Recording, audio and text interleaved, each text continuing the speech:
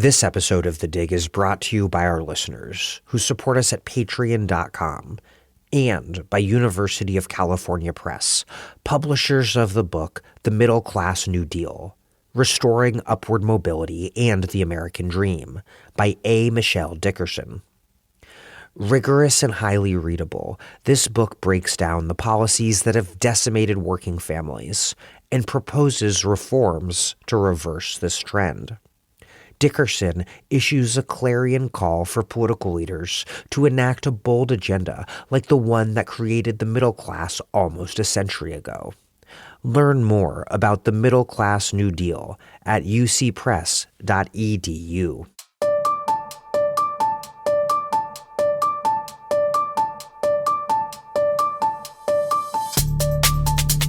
Welcome to The Dig, a podcast from Jacobin Magazine. My name is Daniel Denver, and I'm broadcasting from Providence, Rhode Island. Today, I'm discussing the U.S. military assault on Venezuela and the kidnapping of President Nicolás Maduro with three people, Alejandro Velasco, Gabriel Hetland, and Yoletty Bracho. This is a wide-ranging discussion that I won't attempt to summarize here. Next week, I'll be conducting an interview with Greg Grandin and Asla Bali, more generally analyzing Donald Trump's brand of U.S. imperialism. Before we get started, Dig listeners make this podcast possible by making monthly or annual contributions at patreon.com. If you live in the U.S., we have books, t-shirts, mugs, hats, tote bags to send you in the mail depending upon how much you contribute. But the real basic reason that we ask you to support us and that you should consider supporting us is because that's how we generate the revenue to pay everyone who puts so much work into this podcast and to do so without putting up a paywall. We want the maximum number of people to listen to every episode, and your contributions are what makes that possible. That's patreon.com/thedig. Click the link in the show notes. Help keep this operation up and running strong. And lastly, for smart, in-depth analysis of Latin America, check out NACLA Report on the Americas. That's NACLA.org. Okay. Here's Alejandro Velasco, Gabriel Hetland, and Yoletty Bracho. Alejandro Velasco teaches Latin American history at New York University and is former executive editor of NACLA, Report on the Americas. He's the author of Barrio Rising, Urban Popular Politics and the Making of Modern Venezuela. Gabriel Hetland is a professor of Latin American studies at SUNY Albany. He's the author of Democracy on the Ground, Local Politics in Latin America's Left Turn. Yoletty Bracho is professor in political science at the Université d'Avignon in France and sits on the editorial board of Contretemps. Pardon my French pronunciation, as always.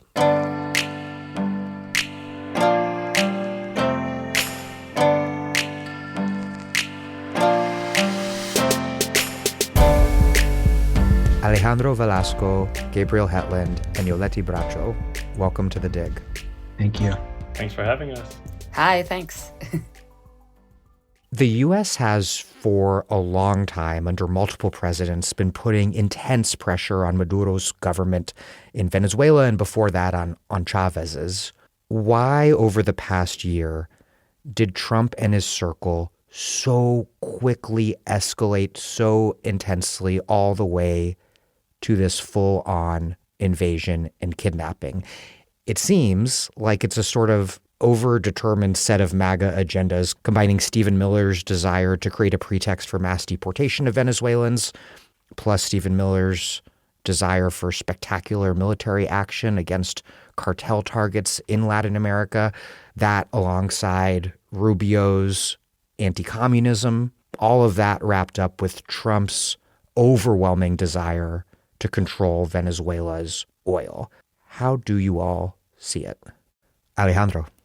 It is, in fact, that kind of convergence of agendas that seem to have aligned at this moment. I think the other factor to consider in terms of an alignment of interests is the way in which the expatriate opposition led by Maria Corina Machado for years and years has been really laying the groundwork for the various narratives that we have seen used by the Trump administration over the last few months to paint not just Maduro, but Venezuela in general as this threat to Venezuela. They've been talking about, narco-terrorism, links to Hezbollah and to Hamas. They've been talking about releasing prisoners from jails and flooding the United States with criminals. Of course, they've been talking about these fentanyl production and so all of these narratives that have very little relationship to facts on the ground. Those who've been following Venezuela for a while have been hearing from the opposition. So in a way, what they have helped to do is to lay the groundwork for the kind of discourse that we've now seen turned into practice. And the other factor, of course, is the weakness of the Venezuelan government in general, and the significant lack of popular support and the erosion of Chavismo, especially grassroots Chavismo, under Maduro's government. Right, I think that has made it vulnerable, and especially vulnerable to having to seek some kind of a negotiated exit, which was a scenario that we had long anticipated. But what was surprising is that for at least up to now, the echelons of Chavismo had remained pretty cohesive under Maduro. And so part of the question, I think, is going to be at what point did who remains in Venezuela in power feel like it was more advantageous to give up Maduro and to try to work out some kind of deal with the Trump administration than to remain defiant in the face of increasing pressure. Yoletty?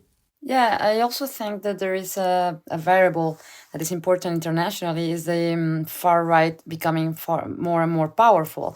And this idea that for Donald Trump, doing this kind of action today has at least little, I wouldn't say no answer, but this little answer from the international communities in general. And in Latin America, you see lots of countries today supporting also this kind of action because of the alignment of these new presidents with the Trumpian ideology, to say something like that. So yeah, I think there is also an international configuration that allows for this to happen and having less consequences than maybe in another time. Gabriel? Yeah, I'll add a few factors. I agree with everything you guys are saying. And I think on one hand, this is sort of an unfinished goal of Trump's first term. They wanted to remove Maduro in that term. They didn't end up doing it, probably because they felt like the risks were too great and the benefits were unclear. So I think that's, a minor factor. But then I think a confluence of different things happening in Trump's second term now. Anti-immigration is one of the big ones as well. And that connects to Venezuela in this sort of mythological way, the idea that Venezuelans are gang members and drug dealers. One of the things that makes me so angry also is because so many Venezuelans are in the US because of Trump's actions in his first term. And then Trump uses that for his own domestic sort of political agenda. So that just is always infuriating, just the clearest expression of Trump's hypocrisy on that one point. But then, back to your question and away from my rant for a second, I think that, obviously Marco Rubio is the other expression, and Alejandro has talked about this in many different venues, of this sort of desire to destroy the Latin American left in all of its different formulations. And I think all of us are really critical of Maduro and don't see him as a particularly genuine expression, but he's still, seen within the world as some expression of the Latin American left, of course. And, there's a lineage of Chávez. And so getting rid of Maduro within Venezuela, implementing this sort of regime change agenda certainly fits into that larger goal. And Yoletty was talking about it, that there's this whole remaking of Latin America that Trump has been engaged in. He has done it really explicitly in Argentina, in Honduras, in Brazil. He sort of, hasn't done a regime change operation, but he's been very actively involved in helping Bolsonaro and trying to undermine Lula. I think it's interesting to note that that doesn't always work. That actually helped Lula in certain ways. So, Trump's machinations don't always have the effect that he wants them to have. But I think those are some of the critical factors. And then the other thing that I think has to be mentioned is the Epstein, files. And that is, the domestic sort of desire to distract from your problems. That is clearly something that is at play in things going on with Venezuela. And, every time that there's sort of pressure around the Epstein files, people talk about Venezuela, and certainly the timing of the two does coincide with the boat bombings and the escalation of pressure to release files and Trump's worry about that. So I think there's other factors, but those are some of the, really main ones. Trump announced that the United States is now governing Venezuela and is, quote, not afraid of boots on the ground. But then astoundingly, it turned out that they're planning on Venezuelan Vice President Delcy Rodriguez being the one to carry out the U.S. agenda, essentially governing on the U.S.'s behalf, even as Rodriguez, at least initially, adamantly condemned Maduro's kidnapping and insisted on the legitimacy of his presidency. Quite notably, Trump's rejected the idea that Maria Corina Machado could lead Venezuela, and he's expressed no support for Edmundo Gonzalez, the opposition candidate who lost an election that many observers said was stolen, and the person who Machado says should be put into power immediately. Who is running Venezuela right now? Who might be running it in the months and years ahead? And was there likely collusion between Rodriguez and the Trump administration in carrying this whole thing out? I mean, who knows what's going to happen in a few months or certainly even years. But what does seem, at least to me, to be the case is that if, in fact, we're looking at a regime change operation, it's a very sui generis regime change. It's actually in some ways unprecedented, certainly for Latin America, insofar as, yes, there's the decapitation of the government by abduction of Maduro, but the rest of the state remains intact. All of the institutions of the state remain in place. The ministries remain in place. The major players who remain are still there. Nothing has moved. And in fact, one of the things that happened just today is that the new National Assembly was sworn into office, which interestingly, some opposition politicians were elected last year. And so, and they were there and they issued condemnations of the violation of Venezuelan sovereignty, right? And that suggests this kind of schism between a domestic opposition and an expatriate opposition that Maria Corina Machado is going to have to manage. But in terms of who controls Venezuela, I mean, on the ground, the elements of statecraft remain in the hands of Delcy Rodriguez and the folks in power there. The question that you're pointing to, of course, is under what conditions are they in power? And to what extent is the Trump administration's threats of, doing to Delcy something worse than happened to Maduro, is it a bluff? Are they, in fact, is Trump actually willing to commit troops on the ground to a scenario of, longer term involvement and really rebuilding, or are they willing to play ball with Delcy to the extent that Delcy and her people have already indicated that they do want to seek some kind of collaboration with the Trump administration and especially having to do with oil rents, right? So that those are big question marks that we have to work with, which is also to say that neither are all the cards in Trump's hands or the Trump administration's hands, nor, of course, are they in Delcy Rodriguez's hands. Each has some leverage against the other in order to achieve their ends, which is, in one hand, to stay in power, and the other hand, as Gabe was mentioning before, to reassert, or in fact, to assert anew, a vision of not just hegemony, but really domination of the hemisphere on the part of the Trump administration. For me, this also has consequences about what happens on the ground, because the authoritarian government is still in place and people feel it. And this is important. Whatever we think and the condemnation that we can say about these actions, about these actions from the states on Venezuela, obviously there are people in Venezuela who might be somehow happy about the fact that Maduro is not there anymore. And one could have thought that in a situation like this, there could have been manifestations of joy, public manifestations of joy. These things could have happened.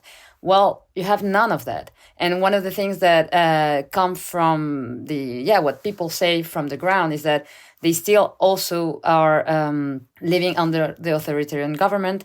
They're still scared about what the consequences of going out and maybe celebrating this situation could have. There are still people who are, keeping discreet to avoid repression, because obviously repression happens in Venezuela. And then again, I'm not saying this because I would think that the actions of the United States would be there to actually benefit the Venezuelan people, or either or the democracy, or the idea of a democratic future for Venezuela. I'm just saying that clearly this also shows that the Trump administration can seem to be able to also get in contact and arrange itself with the authoritarian government if this serves their interests. And this is also, for me, a big question, is that United States imperialism, it's been able, obviously, in history to have good alliances, and not only in history, today, alliances with governments that submit their populations to extremely harsh situations. This also could happen in this new environment in Venezuela. This could also mean somehow of like an strengthening of the people in power today. Yeah, Gabriel, Trump has been so brazenly, incredibly explicit about U.S. control over Venezuelan oil being a central rationale for the intervention. Is it possible that what's going on basically is that as long as Rodriguez runs the Venezuelan oil industry to Trump's liking, along perhaps with severing ties with Cuba, that this might be good enough for Trump? Is that mission accomplished for Trump? Is it possible that we'll see Rodriguez in power, sanctions lifted, and the sort of professed goals of free elections and political power for the opposition, all these sort of classic liberal interventionist and neoconservative rationales for U.S. intervention, all of that falling to the very bottom of Trump's to-do list, or really off that list entirely? Yeah, I think those are, exactly the questions. We don't know exactly, how some of those things will play out. I think that oil is clearly a very important factor. I would say that we'd all agree it's not the only factor. And then Trump's plans to control the Venezuelan oil industry. I mean, Miguel Tinker-Salas was saying with Alejandro earlier today on Democracy Now! It'll take a decade for, oil in Venezuela to get anywhere close to where it was in the boom years of Chávez. And so that's a really long-term project. So Trump wants control, meaning he wants American oil companies specifically to control Venezuelan oil. But whether or not that is possible in the short term, I think it's not possible entirely to, resurrect the Venezuelan oil industry that quickly. And then, what is going to be happening in the next few years?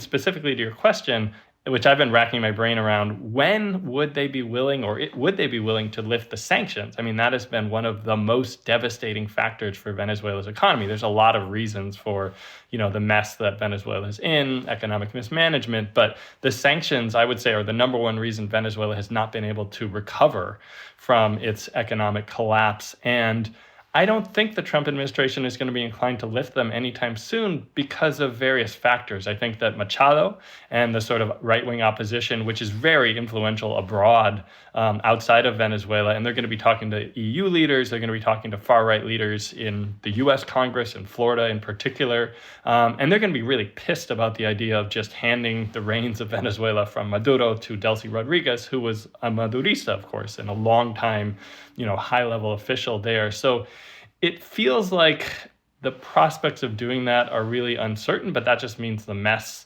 that Venezuela's in, including economically, is going to continue for quite some time. And then to just quickly go to your earlier question, Dan, I've referred to what's happening now as regime change without a change of regime, because it's so weird what's going on that you have this, removal of the leader, but then all of the structures, as Alejandro and Yoletty were saying, have remained very much intact in many ways. But of course, the Venezuelan state is under constraints, which they always have been for years and years, but it's much more explicit. I mean, the US is now whispering or shouting in their ear, do this, don't do that. And so it's a more sort of explicit degree of US influence and domination over the government within Venezuela. I'm not totally sure that that would be entirely different than what could have happened under Maduro. I mean, Maduro wanted US oil companies to come to Venezuela. He wanted really good relationships with Trump. So in some sense, what we're seeing now might be what could have happened under Maduro.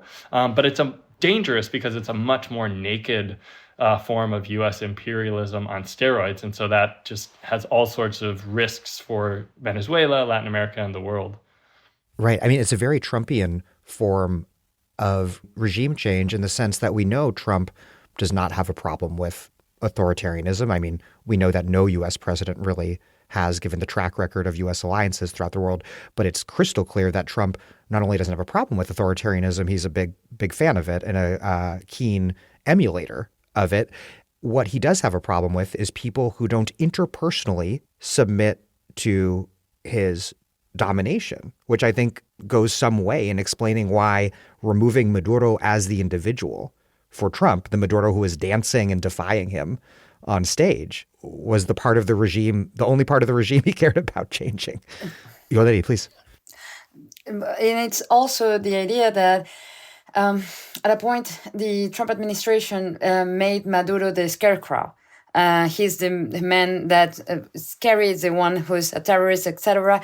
So I think sometimes people would say, well, but Maduro was given enough opportunities to actually concede what the United States were asking. Yeah, but even though at a point he was publicly conceding, it was already impossible because it would have been impossible for Trump to actually assume that, okay, so now I made a deal with Maduro. It was not symbolically not possible anymore. So I think it was also important to say, hey, we take him out, and now the people that are there, yeah, we can actually make deals with them because they're different somehow. They do not symbolize the same thing, the same scarecrow that Maduro became.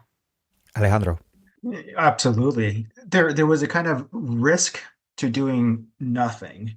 That every day that you have this massive military presence in the Caribbean, shooting boats and killing people with impunity, but the rhetoric was mounting about Maduro being the head of a transnational cartel and millions of people dying from fentanyl that was shipped from from Venezuela. It became untenable to do nothing, and in some ways, I think that this was not necessarily Trump's end game, but certainly for Hegseth and Rubio, it was not their end game, but a significant point towards a different end game, which speaks to your question earlier. There's no doubt, of course, that Trump cares not at all about democracy, not only for the reasons that you mentioned. Our colleague David Smiley pointed out that the word democracy did not appear a single time in the press conference that Trump gave on Saturday morning. So whatever Maria Corina Machado and other expat opposition members might be trying to push the Trump administration towards a democratic transition, that's not at all in the radar of Trump. It is absolutely, though, in the radar of Rubio, right? Not that he cares about democracy, but he cares about other prizes. He cares primarily about Cuba and ousting the regime there, right? And so for him, the question of a transition, is not just materially involved around, whether or not oil companies are going to come and be able to restart Venezuela's, oil production to levels that, as Gabe mentioned, were much higher, 15 years ago. But it is significantly about, how do we move the needle on a different ideological center for Latin America that is much more aligned with the right. And so, that all to me suggests that certainly Maria Corina Machado completely misread, unsurprisingly, Trump to see that he was sort of a fellow traveler in this kind of freedom loving, liberty loving quest that would eventually give the kind of deals that Trump wanted, where Delcy Rodriguez and others understood him to be all he wants is oil. And he doesn't care about democracy, and that is fine for us. Is part of what's going on here that Machado pissed Trump off by getting the Nobel Prize that Trump thought he deserved? Because the irony here, of course, is that the Nobel Committee was clearly trying to placate Trump by giving it to Machado, because giving it to Trump would be too much for them. But they wanted to placate Trump, give it to Machado, which they thought Trump would celebrate. But Trump seemed very unhappy with any choice that wasn't him. I would say, I mean, yes, but I don't know how big a factor that is in what's happening now. I mean, I think Trump was definitely pissed that Machado won the prize. I mean, he was pretty open about it when it happened. Some of the people in his circle were upset about it as well. And it's possible that he still holds a grudge about that and, has this personal thing. But I think that, a bigger factor, and I think Alejandro has, spoken about this in social media and maybe in other venues as well, is just that, putting the opposition, the right wing, the Maria Corina Machado opposition in power would have been a much bigger change, a real regime change within Venezuela. And that would have been dangerous. That would have been bloody. That would have been chaotic. That would involve, removing military folks. That would involve removing major aspects of the Venezuelan state, restructuring it in fundamental ways. You'd have powerful people who still have, degrees of power right now, despite the U.S. attack and attempt to control Venezuela in various ways. So I think that that's probably the bigger factor, that, they were not willing to take the risk of this bigger transition in Venezuela at the moment. Thinking about the people, the Venezuelan people, and for me this is conflicted, because I am not a fan of the opposition that actually was, colliding and helping Trump. And I think it is clear the discourse of Maria Corina Machado for a long time was legitimizing the expulsions of Venezuelan migrants, and was asking for an intervention. So I putting that on the table. I am actually thinking about the people that actually had hope by following this opposition, and that thought somehow that the Trump administration was an ally to their idea of a democratic battle. And so this must be feeling also like a really hard treason. And I know it. I mean, it's not that it might be like that. It's that I have people in people that I know in Venezuela. Well, everybody is not in the same political position. I have people that I know had their hopes on these actions, on the Trumpian intervention. And what an irony! What an irony to feel that the one that you thought was your biggest ally, it's actually, does not have your best interest in mind. And yes, of course, because it is really hard to find in Donald Trump an ally for whatever definition of democracy you might have. Yeah, Yoletty, on that point, how is Venezuelan society responding? Though Chávez for a long time sustained popular support, it seems clear that a majority have opposed Maduro for quite a while. Some Venezuelans at home and abroad no doubt support his removal, and polls suggest, I think, a bit of a divide between Venezuelans inside Venezuela and Venezuelans elsewhere. What's your assessment? How is this invasion, seizure of Maduro, bizarre regime change that keeps the regime in place, how is that playing out amongst an extraordinarily diverse, politically, socially, economically populace inside the country and out? Well, you said it is an extremely diverse society, heterogenic positions, political positions. What I see, what I've been talking with people inside and out, is that so there's disappointment for some, there is rage for some, because I think we might forget that in Venezuela we have also a very nationalist sentiment that is important. And sovereignty, it's still an idea that it's also valuable. And so, the idea of having bombs thrown on the capital of the country, it's. I don't think everybody in Venezuela actually agrees with this, and I've heard from people in different sides of the political battle. I've heard people say they attacked us. I mean, it's extremely hard to actually like accept the idea that planes and bombs were thrown. I think we sometimes also are forgetting that there are victims. Also, because the authoritarian government is still in place, does not give us like actual information on this, or at least not enough. But there are civilian and military victims. There are people whose houses have been destroyed. And we've been seeing little by little some expressions of sadness, of trauma about what has happened. And then again, on the outside of Venezuela, well, it is true we've seen people on, for example, so I'm in Europe, so in Madrid, there were lots of people celebrating what happened. And yes, I mean, this was obviously going to happen. But at least in my situation in France, in my entourage, I feel that I've been listening to people saying, hey, you know what? Two things might be true at the same time. We can both be against the authoritarian government and against the idea that there is an invasion or at least a military action from the United States on Venezuela. And we might also be able to be against the idea that the United States will govern Venezuela. There is no one sentiment. There are lots of answers to this question. Alejandro? I do think that, as you were pointing to, Dan, that this primary vector of whether or not you are in Venezuela is a significant marker of distinction between different types of oppositions.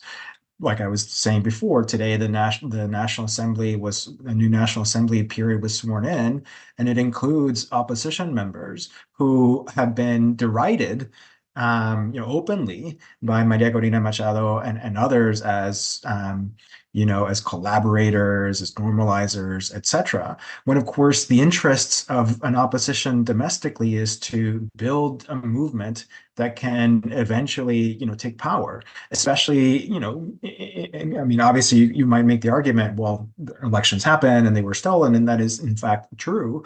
But the alternative, which is exactly what we're seeing now, an armed intervention on Venezuelan soil, is beyond the pale, even to those in Venezuela who might be keen to support the opposition, right? And the fact that what we have seen from some of the expatriate opposition leaders, as well as some of the images of cheering in Miami or parts of Europe or elsewhere in the world, it really dramatically highlights this stark sense of, okay, we understand why you may have left.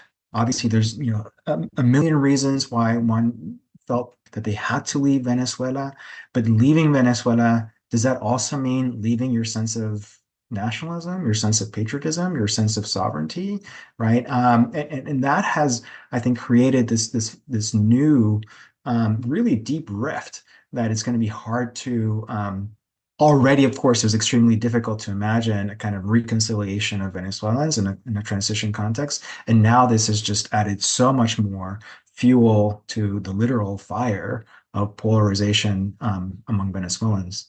And I'll jump in just to quickly say that I feel like the word hope isn't quite appropriate here, but there's something that gives a little room for optimism about this complexity, in the sense that it means that Trump and the US empire can't just do what it wants, that there's going to be a backlash even from opposition sort of movements. And you can even see this in Colombia. I mean, I'm following on Twitter that there's people who are not fans of Gustavo Petro who are defending him against Trump, who's sort of coming after Petro right now. And so I think that the desire to dominate sparks resistance. It's from everyone to some extent. I mean, not every single one, period, but widespread resistance, even from people who might have thought they were allies with Trump before. So I think that there's, this just speaks to the complexity of Trump's project and the limits of U.S. power.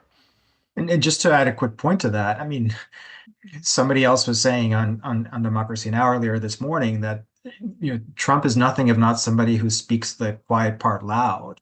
And it's true. And it's not just in terms of his speech, it's also in terms of what gets posted on social media. Just now, he posted with an image of himself, big letters in the front, the hemisphere is ours. It is our hemisphere with the our OUR, in bold and large. There's no question that this is the project. And one has to wonder if there is a risk of backlash to this brazenness, even among those that might otherwise be supportive of various oppositions throughout the hemisphere, to say, like, wait a minute. Okay, we can be neoliberal. We might want, to dismantle socialism, but this is literally, well, not literally, but this would be, in fact, bringing, a Trojan horse into our midst that we would have no way to control. I wonder if there might be a possibility of some kind of overplaying of the imperial hubris that we're seeing now.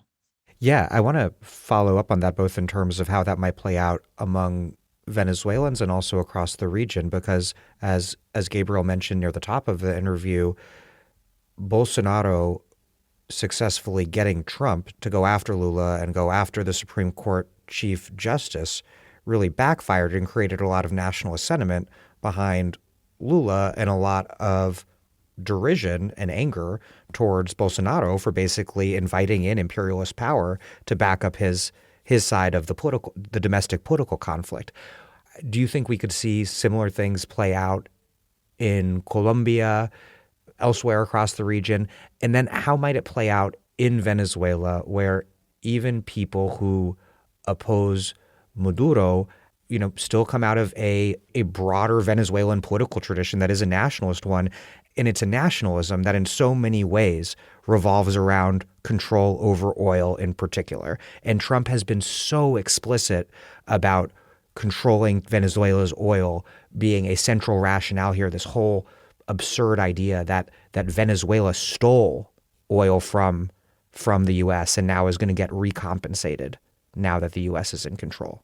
Yeah, I think this rationale, specifically what you're saying about oil, it's an extremely important point, because I don't think Venezuelans, in this, I would say in general, I don't want to say everyone, but at least in general, I don't think Venezuelans would agree with the idea that Venezuelan oil is property of the state, of the United States, sorry. For example, when Trump says something like, the Venezuelan oil industry is actually, we built it. It's actually the United States that built it. This is extremely hard to hear, because yes, of course, the beginning of the oil companies and the oil extraction in Venezuela, well, it also was a dynamic in which the United States was obviously involved. But from the beginning, who are the workers who are actually doing the work, these are the Venezuelan people. And the oil industry was nationalized in the 70s. It's been a while. This became a central part of the national mythology, of the contemporary construction of Venezuela. It's extremely linked to the idea that oil belongs to every Venezuela. And I think this is one of the limits.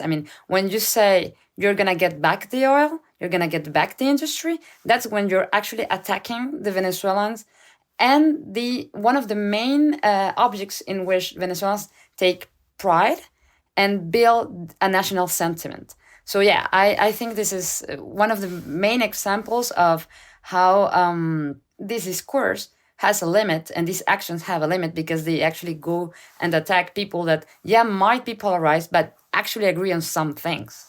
Trump says that the U.S. built Venezuela's oil industry, but a core feature of mid-20th century Venezuelan politics was identifying that as the colonial looting of Venezuela's national resources, and why Venezuela played the catalyst role in launching OPEC in 1960 and a decade later, nationalizing oil. And then obviously it has all this other significance, throughout Venezuelan history. Alejandro?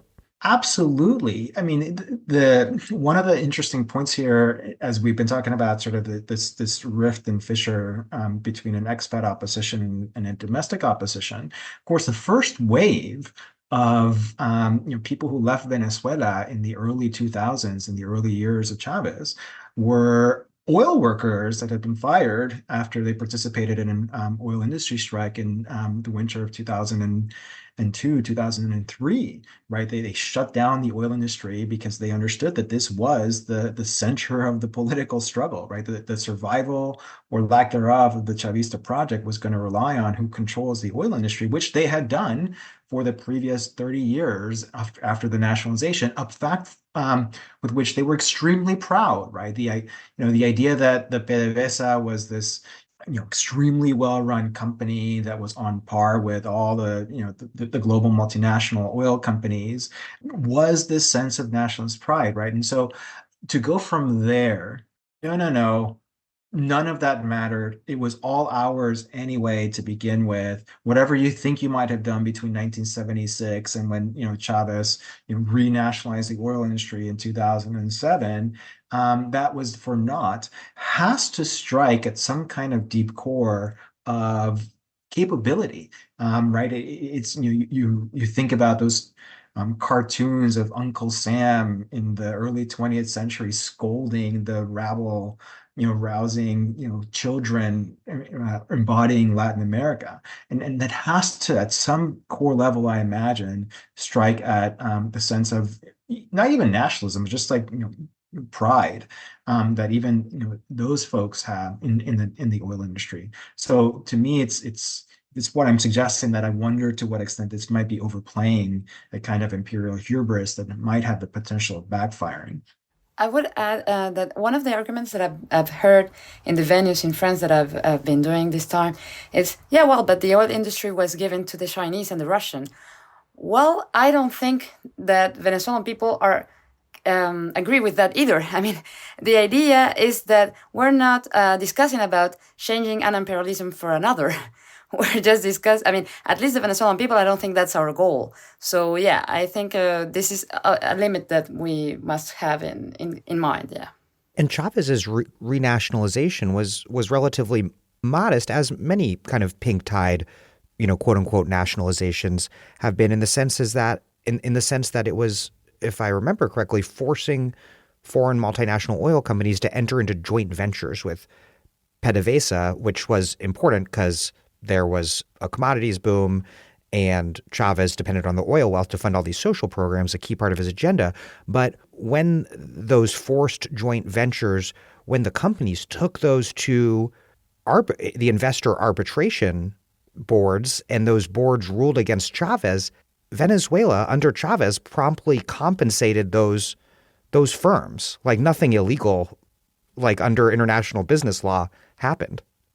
Well, not only that, but like some of these cases were actually litigated in courts in the US, and US courts found that the claims of some of these companies like ExxonMobil or others were way inflated, right? I mean, the ExxonMobil case, they were claiming 16 billion in losses, and ultimately what the court ruled was that it was only 1.6 billion, and then they paid, right? And so, there I think sort of it, and this may be, in fact, probably is what Trump and company are referring to when they say, oh, they took our oil, they took our property, etc.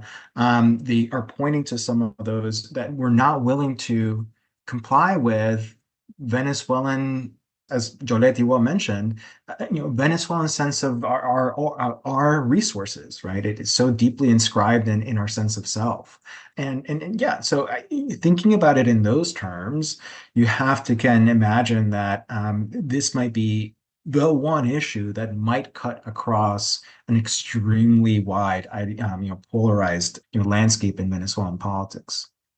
Gabriel?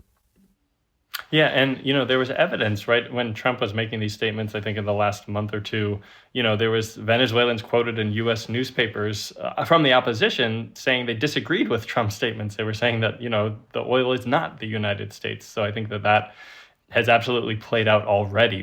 There's evidence of that. And then the other thing, going back to, the point about imperial overreach, I think smart leftists and progressive politicians in Latin America, in Colombia and elsewhere, thinking of Colombia for a second, they'll say to the conservative candidates, the right-wing candidates, do you agree that Gustavo Petro needs to watch his ass? Yeah. And that'll just play, they'll just ask them that and look like fools if they say yes. And if they don't, then they're kind of, defending Gustavo Petro despite their best efforts. So, smart people can do that in Venezuela and elsewhere also. So these dynamics are just going to be more interesting and complicated than Trump thinks.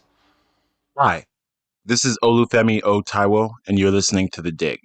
You can support the podcast at patreon.com. This episode of The Dig is brought to you by our listeners who support us at patreon.com and by Equator, a new magazine of politics and ideas. The ongoing moral catastrophe in Gaza shattered the moral authority of the Western establishment and its media. Equator believes that the end of the West is not the end of the world. Indeed, we're in a moment when new political horizons can be glimpsed, and radical forms of action and imagination are possible. Equator.org is launching a new cultural platform which challenges the narratives that equate Western interests with universal truth. Instead, we're building a future where equality and justice define the global conversation. Contributors include Dig guests like Naomi Klein, Rahman Idrissa, Adam Getachew, Nikhil Paul Singh, and many others. But Equator is more than a magazine. It's a rallying point for a global community built through reading groups, online seminars, film screenings, workshops, and events. I've been reading Equator, and I love it. This work needs your support. Join the community. Digital memberships start at just $6 a month. Find the essential voices you've been missing at equator.org. I want to circle back and get a little deeper into something that we've touched on a few times, which is the Venezuelan opposition. What are the various currents that make up the opposition today inside the country and out? And what should we understand about how those various political currents, rising and falling in power and influence over the years, got the opposition to the place where it is today? So the first thing is that the opposition, it's regularly said as a singular item. And the idea is that there are oppositions in plural. And this is one of the first things, because I think we have all seen and have heard the idea of the opposition. And it's extremely important to say, hey, this is more complex than we are used to listen to. And in my research, in Venezuela and on the ground, what I find extremely important to go back to and to study is that one of the components of this plural opposition is actually people that came from Chavismo and became opposition. These people are on the ground. They're extremely followed and surveyed and repressed, because it is extremely hard for the quote-unquote socialist government to see people who were actually the people that they used to work with, the people that they used to at sometimes even govern with, saying that they oppose this government, accusing it because of its authoritarian way of governing. But at the same time, this former Chavista and then now opposition part of the political spectrum in Venezuela is extremely weak, because it is hard to build something as a resistance when you have somehow to fight the idea that you're not legitimate to be an opposition because you come from this Chavista background. I can jump in for a second, and I'm really curious to hear what you say, Alejandro. But in my research, I've looked at a couple factions under Chávez, so going back 15 years or so, within the sort of broadly defined right-wing opposition. And taking Yoletty's point is fundamentally important, that that's not the entire opposition at all. There were two factions, at least, within the sort of center-right to far-right opposition. There was one that was sort of represented by parties like Primera Justicia, which really accepted the legitimacy of Chavismo and of Chávez, and initially of Maduro as well, and sort of were willing to play on the terrain of Chavismo and, even initiate reforms that were sort of on the style of Chavismo, doing participatory budgeting in some cases and things like that typically, right-wing parties don't actually do, but they did some of those things. And then there was a more far-right, intransigent, rejectionist faction led by Leopoldo López and Machado, who always rejected any legitimacy of Chávez or Maduro and always wanted to get rid of the government, have a sort of some form of, military coup or popular uprising. Often this was a total fantasy. And then there was this sort of leftist, opposition to the government. I don't think under Chávez that was a major expression. I mean, in the very beginning of Chávez, it was sort of an expression. And then under, the height of Chávez's years in power, that they were incorporated within the Chavista movement. But then they have taken on an expression, an organized expression. But again, as Yoletty was saying, they're pretty weak more recently. And so I think what we're going to see now is that the Machado, far right wing has been sidelined by Trump, as we've been talking about. And so it'll be interesting to see what the more moderate factions, the so-called collaborators, the people like Enrique Capriles, who ran against Maduro and Chávez in 2012, against Chávez in his last election, and then Maduro in 2013, and has been a more moderate opposition leader who has continued to engage with the Maduro regime throughout its time, has not taken the most intransigent stances, has stayed in Venezuela, unlike a lot of opposition leaders who have left. And so I think that these are really important questions to see how do they relate. I think it's almost too early to say exactly what will happen, but it's fascinating that Machado has been sidelined. What I would expect is that there's going to be a lot of the Machado wing of the opposition is going to be intensely active outside of Venezuela and probably much less so in Venezuela for some period of time. But I don't know exactly how all that will look. I just would like to add that this also speaks about the divide that actually Alejandro was talking about before, is that the idea of inside and outside opposition, and the fact is that obviously lots of people on the traditional opposition, that's how I call them in Venezuela, have left the country also because they were pushed to leave. I mean, it was not possible for them to stay in a safe manner in Venezuela. But there is also another side of this, is that some opposition leaders have actually taken a strategy, internationalization of the conflict. The fact is that this has also had lots of consequences for people from Venezuela migrating, going outside, because the Venezuelan migrant have become also the scarecrow in many situations. In Spain, this is extremely important. In Latin America, this is important. And the fact is that first, in some of this strategy of taking the Venezuelan conflict into the international level, we've also seen people from this opposition becoming entangled with corruption and becoming, entangled with the United States administration, and then not necessarily answering to the mandate that some of the Venezuelan people have given them. I actually think that today what we're also seeing is that it's a backfire of this strategy, the internationalization of the Venezuelan conflict. It's also and specifically the one that says that going into alliance with the United States would have been the good idea or the good strategy to bring back democracy, let's say, in Venezuela. It's backfiring right now. And it also hasn't been good for Venezuelan migrants. So just something that we should underline for listeners who don't know.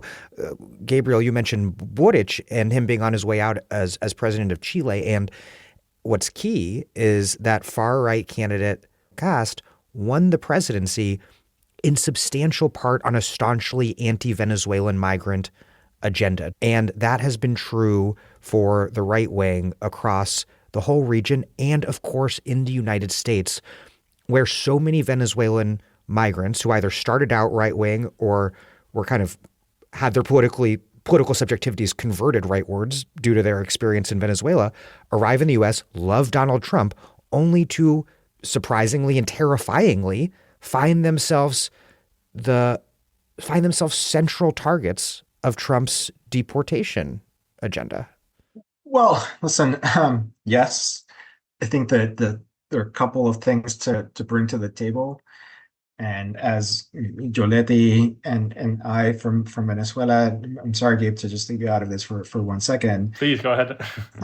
We've had to contend with this, over years, which is that, for those of us who, come from a left analysis, but are from Venezuela, when it comes to Venezuelans abroad, but there's a deep racism and classism that marks the opposition abroad, at least the mainstream of it, which of course also has to be, layered on top of understanding that Venezuelan migration has happened in waves over the last 15, 20 years, and those waves closely correlate to class.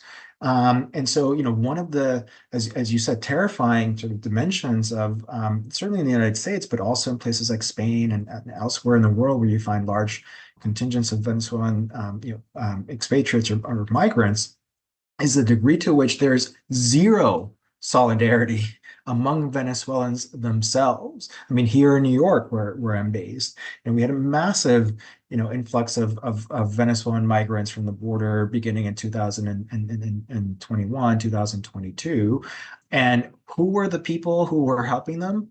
Were there large numbers of Venezuelans, who had already been here for years, from representing different class strata, often very much lighter skin? No, it was solidarity groups that already, many of them, working class people of color in New York City, migrants themselves who were supporting their arrival, right? So I don't think you can discount, whether it's in the United States or elsewhere, that these fissures in terms of the oppositions that Yoletty rightly points to have a deep class and race dimension to them, and how that translates into, for instance, Maria Corina Machado being able to marshal political support domestically in Venezuela for the kind of electoral victory that the opposition had last July, I think has to be understood in the context of not supporting the Machado project so much as rejecting the Madurista regime, right? And how those two align obviously is not an easy question, but even among all of us studied, and work with, popular sector communities in Venezuela, the ones that I work with, that I've been in touch with, over the past few days, of course, they remind me, as they always do, that the level of corruption in the Maduro government is astounding, that the level of concentration of power, that the erosion of a Chavista kind of vision for a truly integrated, grassroots sectors within the state has been really dramatically eroded. And as a result, they can no longer give their support to Maduro. That means, voting for an opposition and seeing, how things align there. But that's all to suggest that, again, taking into consideration the various, fissures among the opposition, class and race is a really big component. Taking about what Alejandro is saying, yes, I think it is extremely important to see that the complexity of the Venezuelan people obviously goes and it's visible in Venezuelan migration. And I think one of the things that has been hard in my years outside of Venezuela is that being what we would call a non-white woman from Venezuela and also a left-wing person, it's not easy to actually go into the Venezuelan diaspora with these identities and all combined in one person. Obviously, I'm not the only one, but this is my case. And the thing is that, well, I've actually seen that with time and with the conflict in Venezuela getting worse and worse, some initiatives of solidarity, some initiatives of links between the Venezuela diaspora have emerged, but they always meet this limit, which is actually logical. They always meet this limit of, if we were not going to be able to close in our home country, it is not necessarily easy or necessarily positive to bring non-natural links between us outside. And what I'm trying to say is that there were at a point a few discourses about, well, we have to get together, we're all Venezuelan, but there is a political divide that it's also there, and it's actually important to, even though we have this nationality in common, it is also important to actually think about what is the project that we have for this Venezuelan identity, what is the project that we have for the Venezuelan future. And we do not always align. And I guess this is politics. And this is also the idea, is that it is important for us as Venezuelans, outside and inside, to be able to go back to doing politics as citizens and also as Venezuelans in a manner in which we're not menaced by the United States imperialism, and in a manner in which the authoritarian government does not impede us from actually exerting our political power. We haven't talked so much about the drug war pretext for all of this, that Venezuela is responsible allegedly for hundreds of thousands of fentanyl-related overdose deaths in the United States. And I think maybe we haven't talked about it much because it's so absolutely fanciful. The Trump administration has charged that Maduro runs the Cartel de los Soles, which is in fact not an actual cartel, but a colloquial term that refers to links between drug traffickers and corrupt official and military figures. And from everything I've read, some cocaine is trafficked through Venezuela. No fentanyl is trafficked from there at all. And the share of cocaine passing through is really, really rather small. And then, of course, Trump just pardoned former Honduras President Juan Orlando Hernandez, who was convicted in a U.S. court of drug trafficking offenses that, by all reasonable accounts, he committed. What in reality is the relationship between Venezuelan officialdom / military brass on the one hand and drug traffickers on the other? And what do you make of the way that the drug war pretext has been invoked from the get-go, from the boat strikes to the military assault and seizure of Maduro? Gabriel? I think that, there are some links. So as you said, that there's some, cocaine. I've heard something like 13% of the South American cocaine comes through Venezuela, and most of that goes to Europe. So, I don't know if that figure is exactly correct, but it strikes me as roughly correct. Again, no fentanyl comes. So the idea that Venezuela is a major source of drugs, in particular the lethal fentanyl, is just total BS. There's no truth to that whatsoever. There is some truth to the fact that Venezuela is a traffic route for drugs and cocaine specifically, and that drug trafficking has infiltrated within the Venezuelan state. I don't have all the details on that, and I'd be very curious if Yoletty or Alejandro has that more so. But what I can say, I think, is that this mythology of the drugs, it serves one purpose, just to sort of rally a degree of domestic support in the U.S. and say there's this boogeyman and we're going to go after it. And I think that Trump and various Trump officials, Stephen Miller and others, have sort of used that to whip up a frenzy around Venezuela. Not particularly successfully, I might add, if you look at polls of U.S. residents, Americans in the American sense. There's not a strong majority support for any of Trump's actions, for the boat bombings or for the recent, invasion, the capture of Maduro, for the U.S. running Venezuela. There's, various degrees of pluralities opposed to that and majorities opposed. In fact, like 94% in a recent Washington Post poll are opposed to the U.S. deciding the future government of Venezuela, and, just 6% in favor of that. So, there's that. I think the other factor that I would point to is that I think that the total lack of reality, the total bullshit, if you want to say it that way, of the drug trade is actually something that sometimes Trump officials feel proud of, in a sense. It's like, we can say anything we want. We can have no pretense whatsoever. We're just going to dominate. So this is what Alejandro referred to earlier, that I've had an argument that they've abandoned any pretense of a hegemonic project. I don't think this is entirely true of Trumpism, but I think that there's a significant degree of truth to They barely tried to manufacture consent for this thing. It's exactly. I mean, as they said, that the word democracy didn't appear in the press conference once.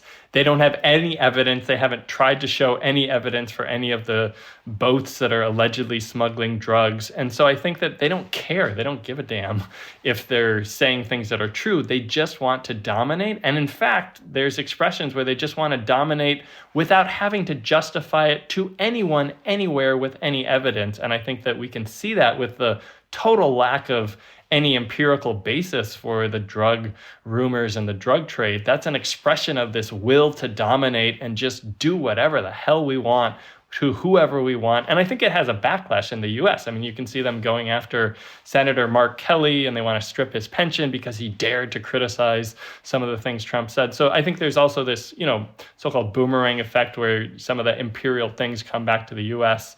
But, there's a lot more to say about there is some empirical reality of drugs in Venezuela that I haven't touched on a whole lot. And I mean, I think that's so key, the flimsiness of the rationale being a feature rather than a bug that indexes their ability to act with impunity, exercise power and domination without consent with impunity. Another thing I think that might be going on is that there's this crazy dynamic happening where the military action is framed as not requiring congressional approval because it's actually a law enforcement action. And then these alleged drug boats, which conventionally would be dealt with as through law enforcement, are in fact not law enforcement actions. They're not murder. They are the U.S. militarily defending itself against aggressors. So I think it's also the drug war, which over the decades has witnessed the militarization of American police, as we've seen Plan Colombia, and the militarization of the drug war abroad. The drug war in so many ways for so many decades has blurred the line between law enforcement and military action, and whether intentional or not, it seems like perhaps that is conducive to the sort of legalistic disinformation underway. There's another layer to this, which is, I completely agree, and I think the way that Gabe framed it as it is just pure power in its most naked formulation, without increasingly any sense of requiring even pretense. And the pretense, as it becomes flimsy, just shifts to something else. I mean, part of what we saw over the weekend in terms of the attack on Venezuela and the shift of attention away from the boats is that Congress was asking too many questions. They were just getting pesky. So, all right, we'll just do something else. And then now we're going to put them in the position of having to say, defend Maduro or defend U.S. troops, which of course is a complete fabrication and not in any way have any condition in fact. But the other part of it, though, is I think so much of this, and we saw a little bit reflected in the Trump press conference, has a kind of lethal and disgusting but farcical dimension to it. My undergraduate mentor, Deborah Levinson Estrada, historian of Central American Guatemala, talked about serious farce. What is a serious farce? And here you see a kind of gamification of a foreign policy. You see Trump talking about it looked like a movie. Hegseth, posting stuff where he personifies some kind of superhero figure in the social media accounts, and bringing back all of these cartoonish tropes that render more farcical the idea of first as tragedy, second as second time as farce. And so I do wonder to what extent we risk as analysts making too much sense of what's going on, and in fact seeing it just for what it is, which is the naked exercise of power in its most brute form, with a cartoonish, childish, and yet because of that absolutely lethal and dangerous consequences attached to it. I'm talking about this image, about the cartoonish side of this situation, or at least the images that we have. I'm thinking about So we have some accounts of soldiers, Venezuelan soldiers, that were in the sites of the strikes, and that, well, they were doing what I think they were asked to do, try to defend, the Venezuelan sites attacked. And when you see these young men, very young Black men, beds and hospitals, trying to make sense of what happened and trying to give an account of what they were able or not to do, I'm thinking also about the GI, the gringo GI, this very big, white, very well equipped man who is supposedly confronting in an equal but obviously very unequal way this Venezuela Armada. And I'm also thinking about the symbolic of this domination. I mean, this is also a very military and very violent expression of what it is to. The idea of imperialism is also the idea of one model of a man, of a white man, of somebody from the global north, constraining and being exerting complete power, as you were saying, on those people from the global south, on those bodies, on those territories. And I think these images are also becoming extremely hard to see, extremely dramatic to think about. I wanted to just jump in and, you're pointing, Yoletty, to something I wanted to mention earlier, that for Hegseth, this was about warriors. This was about men taking action and doing it really well. And so he talked about that, in sort of jubilant, he was almost like orgasmic in his language and adulation of what was going on. We'll see the cultural theorists will be able to analyze the cultural, sexual dimensions of that amazing, astonishing press conference. But that was clearly an element. And the other thing that has come to my mind as I see the images of the bombings of Caracas is that in some sense, the ground for this has been prepared by video games and also by Jack Ryan. I mean, they explicitly had the whole series about taking out the corrupt Venezuelan leader. And so I wonder if there's some, people in the Trump administration who watch those things and want to enact this fantasy that is deep in their psyche in some sense. And it just, the images are so strikingly similar to some of the things that we have seen in, video games and popular culture in the U.S. that it's hard to ignore the resemblance. Or the combination of, as we were saying before, linking drugs with weapons of mass destruction, which fits so well into, or terrorism, which fits so well into the pattern of like Sicario movies, right? I mean, it's just such a strange fact, life borrowing from fiction, and we're sort of in this bizarre world where it's hard to parse reality from what's not. No, I might also add that this is so again in a venue that I was before. There was this French man that was a big supporter of Donald Trump and its ideology, which I found amazing, but whatever. And he was actually rejecting the idea of any moral criticism of the actions that the United States took. He was extremely clear. No, our question is not about the Venezuelan people. Is about our interest, and this is okay. And so those images, all of what we're talking about, this symbolism, these images, this way of exerting power, these men, these warriors, it is okay because there is no morality to have behind public policy or international policy. And this might be the new order. This might be the new political international order. And this is affecting today Venezuelan lives extremely directly, but this might not be the only thing that it will affect. This might not be the only people that this will affect.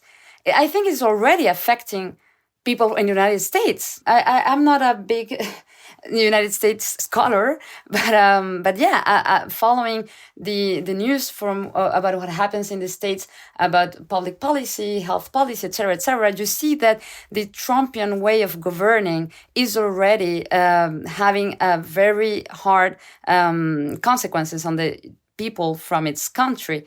Then what limits he could have into exerting the same kind of power outside of this country, of his country. Right. No, and Trump doing whatever he wants, regardless of the law or the democratic will, whether domestically or internationally, it's all part of one big project that is bad and scary. I want to close by stepping back and putting this all in some historical context. To what extent did Maduro mark a continuation of Chávez's Bolivarian revolution? And to what degree did he represent a departure? I think this is an important thing to discuss. Some on the left react to any critical or honest discussion of Maduro or other governments that the U.S. is targeting with the charge that all criticism legitimates U.S. imperialism. And I find that really simplistic. And more specifically, when it comes to Venezuela, as someone who spent time there during the peak of Chávez's power and popularity, including in El 23 de Enero, a barrio popular that was at the center of Chavista popular politics, because of all this, I think it's really important to distinguish Chávez and Chavismo to the degree that we can from being entirely conflated with Maduro's government and what's emerged since Chávez's death. So to what degree is Maduro a direct continuation of Chávez's project, and to what degree does did his governance mark a break? I can jump in to start, and I think we'll all have big thoughts on this. I mean, I think that there's definitely continuities and there's some major ruptures. I mean, I think if you're thinking politically, under Chávez, there certainly were some autocratic tendencies. There were some authoritarian sort of moves, but they were relatively constrained. And I don't know that we can say that there aren't authoritarian tendencies even in the U.S. before Trump, and even in many sort of actually existing democracies. So whether or not Venezuela under Chávez was any worse on some of those fronts, I think is a very open question. But there was profound, real sort of popular democracy under Chávez, which was very contradictory and, it wasn't fully formed. It had a dynamism and all sorts of problems to it. But there was real, genuine expressions of popular power in factories, but also in governance. I mean, there's a lot of real sort of participatory democracy that was happening under Chávez. And despite all the contradictions, all the problems, all the inadequacies, it was really amazing to see that and to be around that. And there also was a significant degree of electoral democracy. I mean, the opposition was able to contest elections. There was some major ruptures even under Chávez. I mean, there's a series of elections that were not respected, and Chávez would create some parallel governments. But by and large, there was a respect for sort of pluralism and a respect for political freedoms.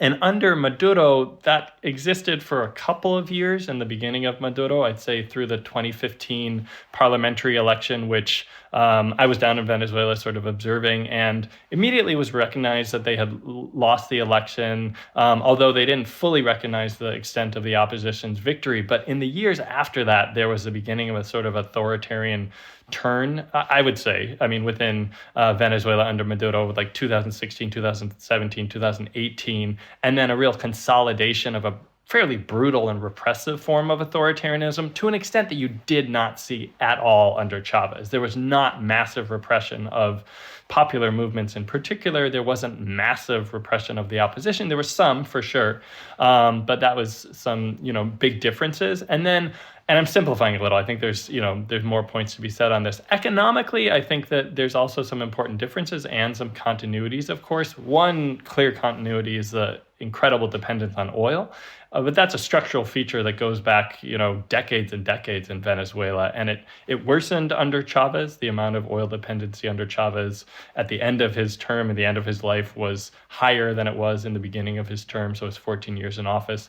That got worse. There was significant corruption that was happening under Chávez. Alejandro has written wonderfully about all of this.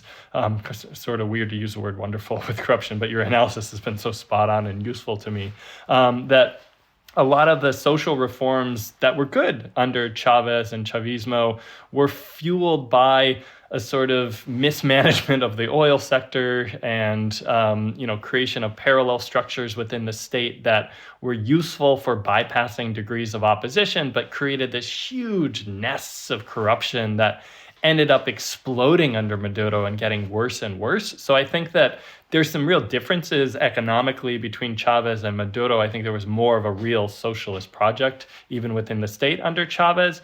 But a lot of the problems that exploded under Maduro were birthed in the Chávez era and sort of came to fruition.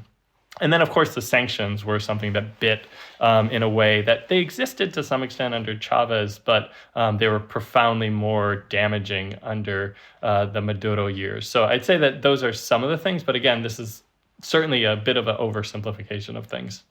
Yeah. And before we hear from Alejandro and Yoletty, we keep touching on the sanctions, but just to emphasize that research has found that the sanctions are responsible for, I believe, at least half of Venezuela's economic crisis. And the Washington Post did some very interesting reporting that the Trump administration was explicitly warned by many, many, many, many people that imposing these overwhelming sanctions on Venezuela would crash the economy to such an extent that it would spur massive outmigration of Venezuelans, including to the United States. Just want to underline that because we hadn't touched on that yet. Yeah, and I'll make one last comment just before passing it over, that the sanctions, I think, are even more important than saying that they're responsible for half. I think the origins of the Venezuelan crisis certainly have a lot to do with currency policy and oil dependency and a whole series of factors that are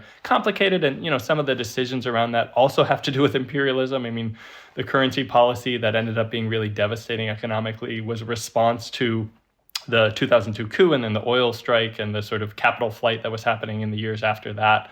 And so we can't disentangle internal and external factors. But Francisco Rodriguez has a really thorough book that shows that the imposition of sanctions and what he calls the broader toxification of the Venezuelan economy meant that a relatively normal economic crisis that he attributes pretty wholly to the government, and I'd say I agree, in large part that the government was very responsible in many ways.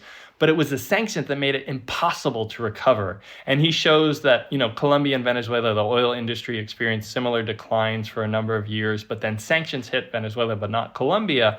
And Colombia's oil industry did okay in the years after, while Venezuela's didn't. So I think we can't underestimate the profound implications and consequences of the sanctions, not necessarily as the origin of the economic crisis, but as just an utterly huge factor in the incredible magnitude, 75% of Venezuela's economy being gone over an 8-9 year period of time. Alejandro?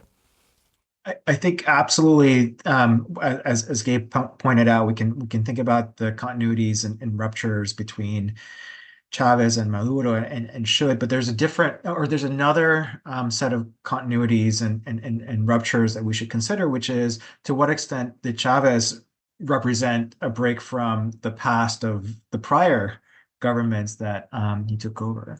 And I think obviously there's the danger of overemphasizing the primacy of oil in Venezuela, but there's also a danger of not playing it up significantly. And of course, what Chávez never did, even though at some point that the project of Chavismo was, as it had been in previous governments in Venezuela, to diversify sources of revenue, it never achieved that. And in fact, the deeper concentration of imports based on an oil economy that undermined the productive apparatus of the state via either public or privately owned companies made it extremely vulnerable to shocks as we began to see in 2014 and onwards, which then of course coincided, as you and Gabe just well mentioned, with the sectoral sanctions beginning in 2017 to really just collapse the Venezuelan economy. So I think it's important to realize that if we're talking about continuities and ruptures, Chavismo had that tremendous Achilles heel, that it did not mark a departure from the model of oil dependency that had also very severely hampered the prior regimes that it ostensibly was set up to stand against, right? But taking that or putting that where it should be, your question about what are the continuities and ruptures between Chavez and Maduro, I think Gabe laid out some really important ones. I think what I'd like to highlight, just to add, is it's also, I think, important not to assume that Chavismo was one thing at any given time. I mean, the history of Chavismo as a 26-year project, and then, of course, before that, with the rise of a Bolivarian vision that really was the first iteration of what we now call Chavismo, has been one of change and adaptation.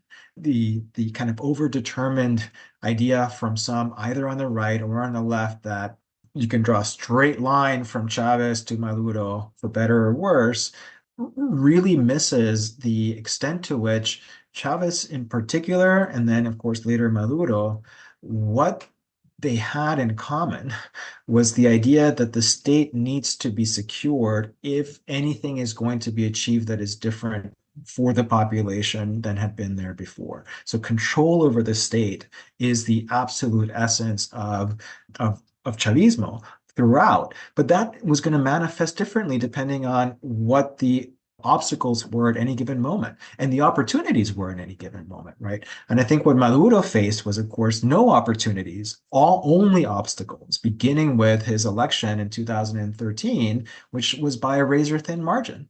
And that already undermined his credibility or his legitimacy, especially with the opposition, which saw an opportunity, as Gabe mentioned, to oust him first with street protests and demonstrations in 2014, and then electorally in 2015 with taking over the National Assembly, right? But again, I think part of what we have to understand to the question about continuity or change or rupture is that the one thing that the last 26 years have had in common, whether it's Chavez or Maduro, is Chavismo's ability to adapt. And in that way, what we saw over the past weekend and we saw today with the swearing in of Delcy Rodriguez is another iteration of that adaptation, right? Chavismo as infinitely adaptable. I mean, of course, you could think about the closest parallel to this in Latin America would be Peronismo, right, in Argentina, which is just infinitely adaptable. And in some ways, Chavismo is showing itself to be that as well, right? So yes, we can talk about, the longue durée of Chavismo, but I feel like it's really important to highlight that its primary hallmark has been adaptation in order to remain in power. Yoletty.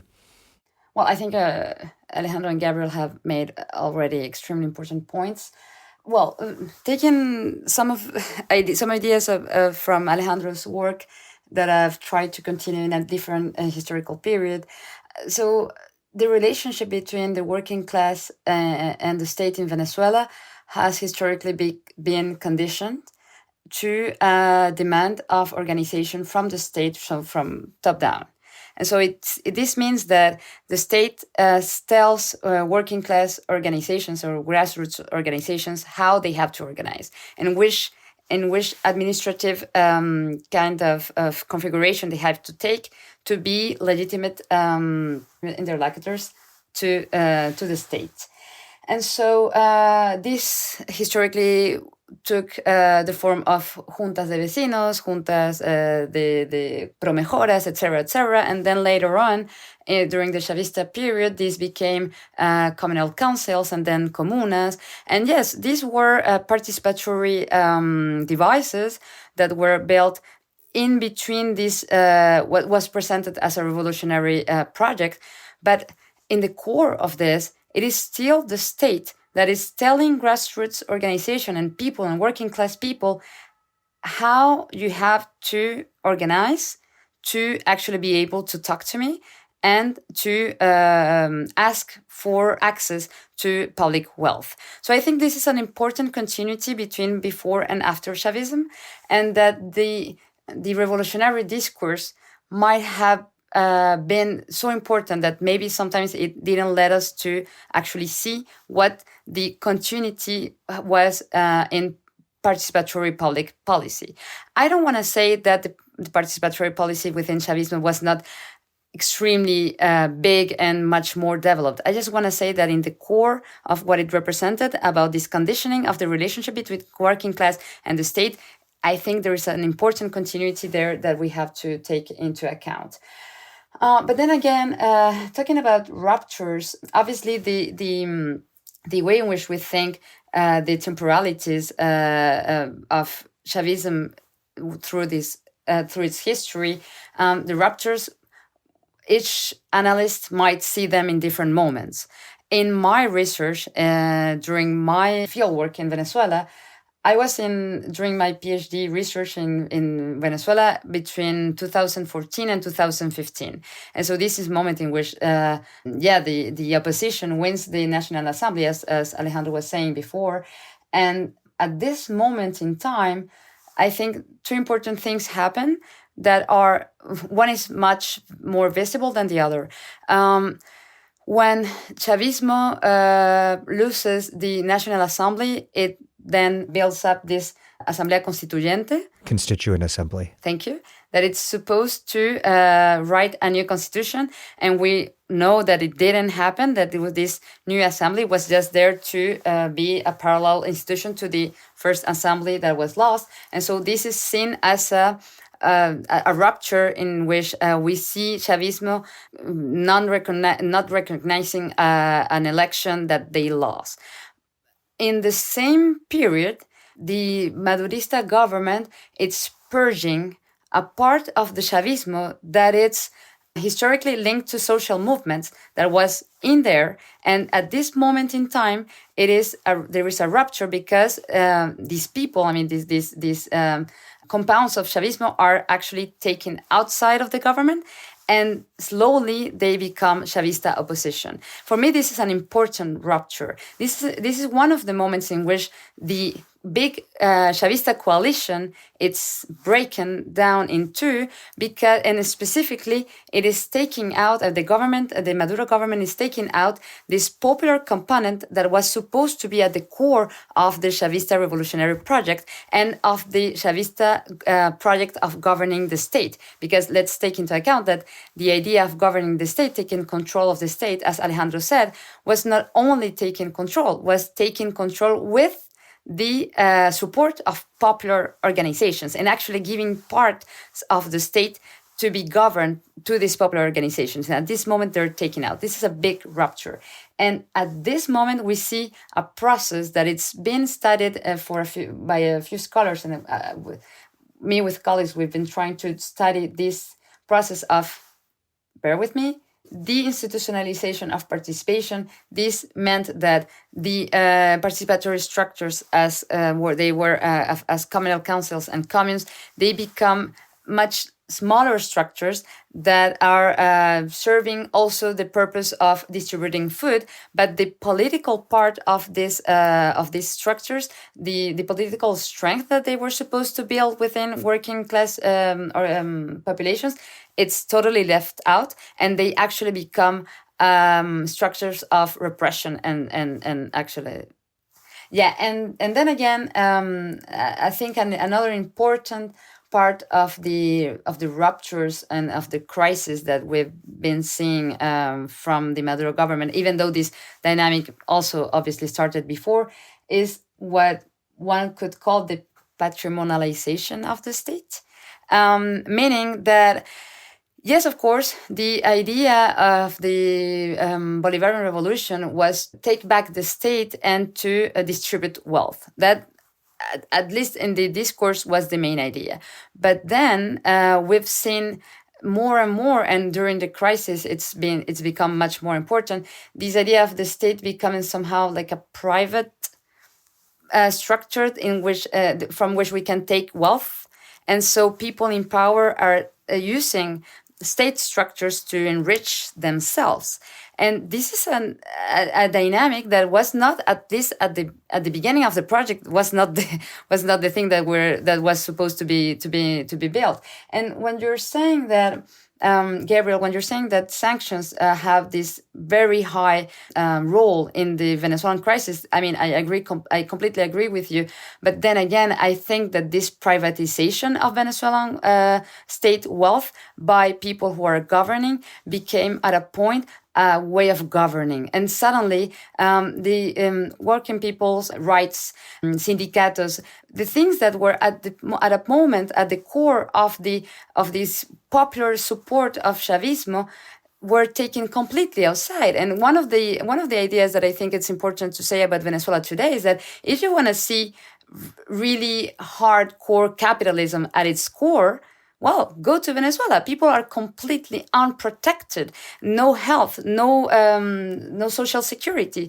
And this has been built by those who still claim themselves as being socialist, still claim themselves as being anti-imperialists, but that by these processes of taking out the political components of participation and suddenly privatizing the state, it's like they have taken the whole project out, and they have taken from the Venezuelan people the will that the mandate that the Venezuelan people once gave them. These are, for me, extremely important ruptures between what happened before with Chavismo and in the most recent years. I wanted to jump in and just comment. I mean, one of the things you're saying, Yoletty, is almost that Venezuela prefigures what's happening in the U.S. under Trump. We also see this sort of patrimonialization and privatization of the U.S. state to a sort of, extreme degree that we haven't seen in a long time, at least. And then the other thing I just wanted to jump on was your point about the continuity and the sort of complications of participation and the way in which the state really thwarted a lot of participation, which I fully agree with, but I think there's another complicated dynamic in the heart of the sort of Chávez, not Maduro, but the Chávez era. So thinking like 2007 to 2011 or so when I was doing my research in Venezuela.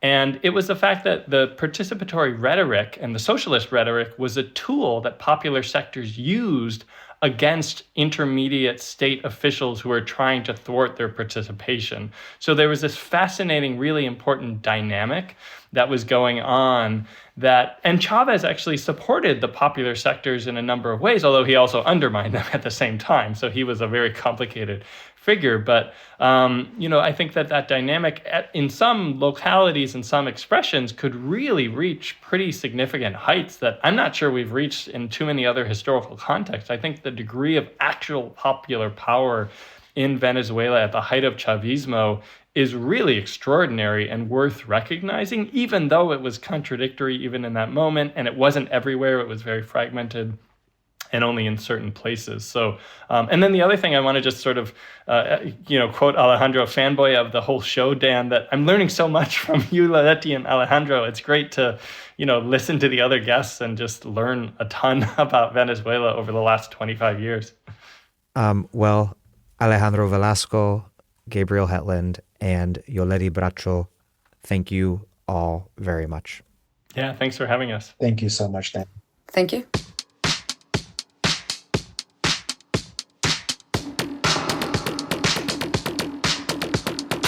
That was Alejandro Velasco, Gabriel Hetland, and Yoletty Bracho. Alejandro Velasco teaches Latin American history at New York University and is former executive editor at NACLA, Report on the Americas. He's the author of Barrio Rising, Urban Popular Politics and the Making of Modern Venezuela. Gabriel Hetland is a professor of Latin American Studies at SUNY Albany. He's the author of Democracy on the Ground, Local Politics in Latin America's Left Turn. Yoletty Bracho is professor in political science at the Université d'Avignon in France and sits on the editorial board of Contretemps. Pardon my French pronunciation. Thank you for listening to The Dig from Jacobin Magazine. As Marx once said, after noting the inherent barbarism of bourgeois civilization, while other podcasts have only interpreted the world in various ways, our point is to change it. We're posting new episodes most weeks. The Dig was produced by Alex Lewis. Our associate producer is Jackson Roach. Music by Jeffrey Brodsky.